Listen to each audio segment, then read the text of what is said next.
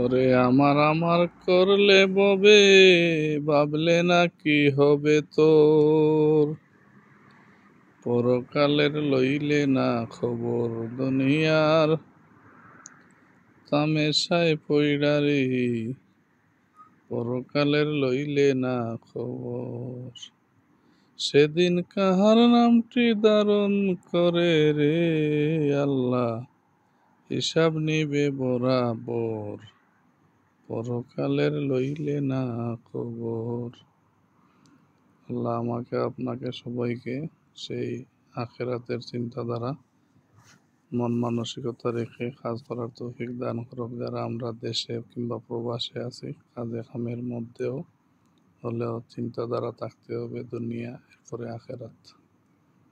আল্লাহ পাক রব্বুল আলামিন তো আমাদের দোয়াই শিখাইয়ে দিয়েছেন যে দুনিয়াতে দোয়া যখন করেন, আল্লাহ রসুল সাল্লাল্লাহু আলাইহি সাল্লাম আমাদের বিশ্বনবী যখন দোয়া করেছেন, রাব্বানা আতিনা ফিদ দুনিয়া হাসানাতাম ওয়া ফিল আখিরাতি হাসানাতাম ওয়া কিনা আযাবান্নার।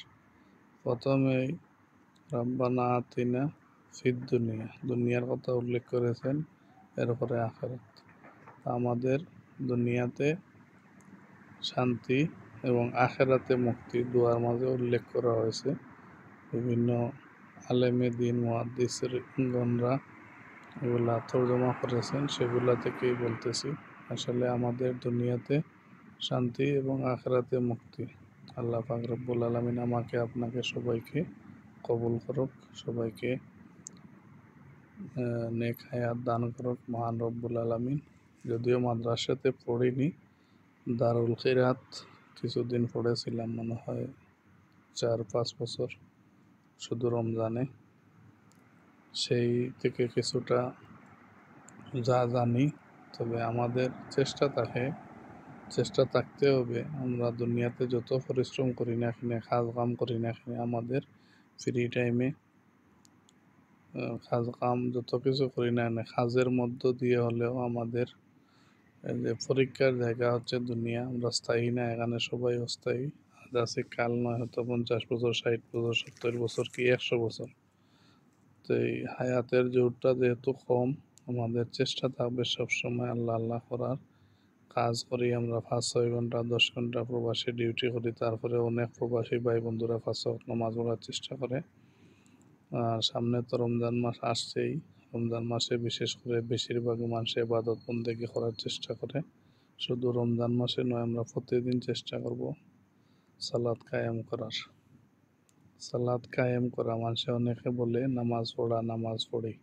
নামাজ পড়া নয়, নামাজ কায়েম করা। নামাজ কায়েম করতে হয়, দুনিয়াতে নামাজ কায়েম করতে হবে, আর যাকাত আদায় করতে হবে।